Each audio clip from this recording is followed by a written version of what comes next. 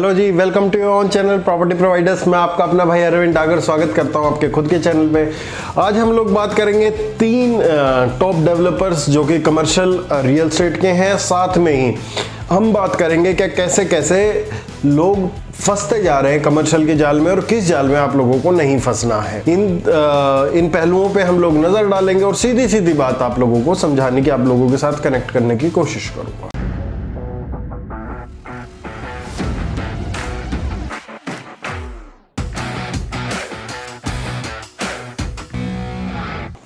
तो सबसे पहले तीन अगर बिल्डर्स की बात करी जाए, टॉप डेवलपर्स मैं उन लोगों को मानता हूं कमर्शियल रियल एस्टेट में खासकर जिनकी लीजिंग बहुत अच्छी है, जिनकी लीजिंग बहुत पावरफुल है। इंस्टेड ऑफ बड़ी बड़ी बिल्डिंग बनी पड़ी हैं जिनमें कि किराएदार नाम का बीज नहीं है। तो सबसे और साथ साथ में मैं उनको कंसिडर करूंगा जो कि अभी नए डेवलपर आए हैं और पुराने डेवलपर जो थे जिन्होंने लीजिंग नहीं करी अच्छी या कुछ रीज़न की वजह से हुए हैं, मैं उन लोगों को कंसिडर नहीं करूंगा। तो अगर आपको वीडियो समझ आए तो बिल्कुल लाइक करके जाना वीडियो देखने के बाद, अगर कंटेंट आप लोगों को समझ आता है तो। सबसे पहले हम लोग बात करेंगे ऐसे बिल्डर की। ये नया बिल्डर आया था, इसने बहुत अच्छी लीजिंग करके दी है। इसका नाम है रीच। इसके दो मॉल हैं गुड़गांव में, दो कमर्शियल हैं। एक पहला था आर्या मॉल जो कि सेक्टर 68 में बादशाहपुर क्रॉस करके राइट हैंड साइड में पड़ता है, ऐलान के बिल्कुल सामने। दूसरा है इसका 3 रोड्स करके जो कि 70 में पड़ता है, बिल्कुल टुलिप वॉयलेट के सामने SPR रोड पे। इन दोनों में आज के टाइम पे सोना रोड का सबसे ज़्यादा क्राउड अगर है तो वो आर्या मॉल में है। और रीच 3 रोड्स को चलाने में भी रीच का बहुत बड़ा हाल है, लीजिंग का बहुत बड़ा हाथ है लीजिंग का। तो लीजिंग इसकी बहुत ज़्यादा स्ट्रॉन्ग है और आर्या मॉल में इन्होंने स्टार्टिंग से नहीं बेची थी चीज़ें, बट इनकी जो लीजिंग हो रखी है वो भी टॉप क्लास लीजिंग हो रखी है। अच्छे रेट्स पे इन लोगों ने लीजिंग की है दोनों मॉल्स पे। और सेकंड बिल्डर की बात करो तो एक का नाम है त्रेहान। तो त्रेहान ने न्यू गुड़गांव में एक प्रोजेक्ट किया है, उसकी लीजिंग बड़ी स्ट्रॉन्ग है और उसके कारण ही वो मॉल में आपको हैबिटेशन भी दिखेगी, साथ साथ में ही उसमें बायर ने भी कुछ मार्जिन कमाया है अपने लिए। साथ साथ में अगर हम लोग बात करें उसके ऑफिस स्पेसेस की, सोना रोड पे भी उसके ऑफिस स्पेसेस हैं जिसमें कि अच्छा रेंटल यील्ड भी मिलता है, साथ साथ में ही आपको अच्छे रिटर्न भी देखने को मिले हैं जब से उसने लॉन्च किया था प्रोजेक्ट। ये वीडियो कोई बाइंग रिकमेंडेशन नहीं है, सबसे पहले मैं आपको बता दूं। मैं सिर्फ आपको इन्फॉर्मेशन और एजुकेशन के पर्पज से ये वीडियोस करता हूं। ना मैं आपको ये कहने की कोशिश कर रहा हूं कमर्शियल खरीदिए, इस बिल्डर का खरीदिए जो मैं बता रहा हूं, ना मैं ये कहने की कोशिश कर रहा हूं मत खरीदिए। ये सिर्फ और सिर्फ आपके लर्निंग और एजुकेशन पर्पज के लिए वीडियो है। उसके बावजूद भी कुछ लोग ऑफेंड होते हैं तो वो ऑफेंड हो सकते हैं, उसमें मैं कुछ नहीं कर सकता। थर्ड बिल्डर की अगर हम लोग बात करें तो थर्ड बिल्डर है हम लोगों का 32nd एवेन्यू जो कि 32nd माइलस्टोन नाम का प्रोजेक्ट है। इसमें 2-3 कैटेगरी के प्रोजेक्ट आते हैं। सबसे पहले आप लोग सब्सक्राइब का बटन भी दबा सकते हैं ऐसा ही कंटेंट और इससे बेहतरीन कंटेंट पाने के लिए। ये चैनल सिर्फ जैसा कि मैंने पहले बताया आपको इन्फॉर्मेशन देने के लिए हम लोग हमेशा तैयार रहते हैं।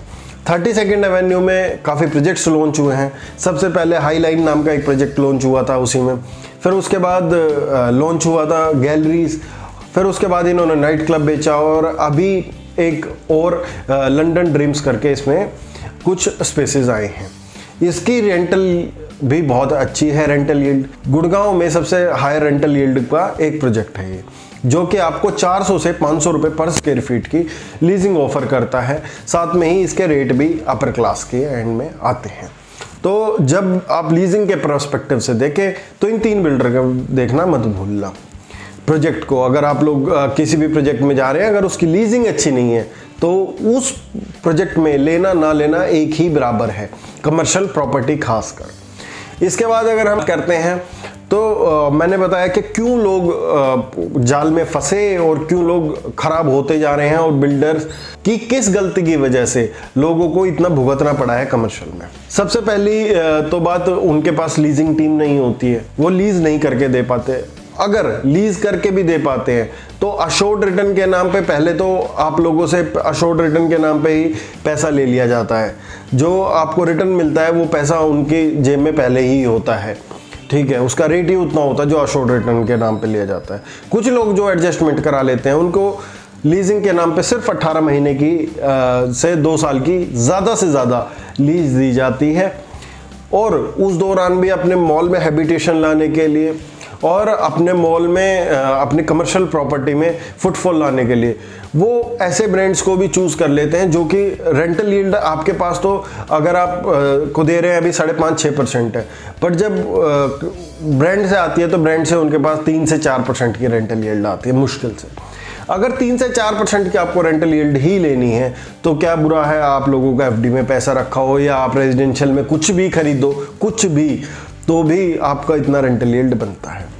क्या सिर्फ आप अश्योर्ड रिटर्न के लिए कमर्शियल प्रॉपर्टी लेते हैं? तो मुझे लगता है आप लोगों को नहीं लेनी चाहिए अगर कोई अश्योर्ड रिटर्न के लिए सिर्फ प्रॉपर्टी लेता है। उसके बाद कैपिटल एप्रिसिएशन उसी प्रॉपर्टी में आएगी जहां पे बिल्डर ने लीजिंग स्ट्रॉन्ग की होगी।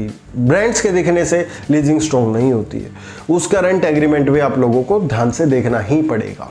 अगर उसने रेंटल यील्ड जो ब्रांड से और बिल्डर के बीच हुई है उसमें 5 to 6% का रेंटल यील्ड आता है तो भी आप लोग ले सकते हैं। बट आप लोगों को दिया जा रहा है अभी 18 महीने के लिए 5 से 6% रेंटल यील्ड। उसके बाद आप लोगों को जो ओरिजिनल ब्रांड पे चढ़ा हुआ है उसमें ब्रांड से जो साइन अप हो रखा है वो हो रखा है 3 से 4% ROI पे, तो उसका रिटर्न का आपके लिए कोई इन्वेस्टमेंट का सेंस नहीं बनता है।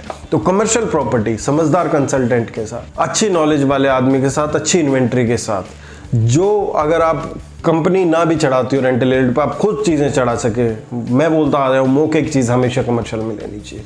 तो बहुत सी चीज़ें, बहुत फैक्टर हैं जो कमर्शियल रियल एस्टेट को इफेक्ट करते हैं।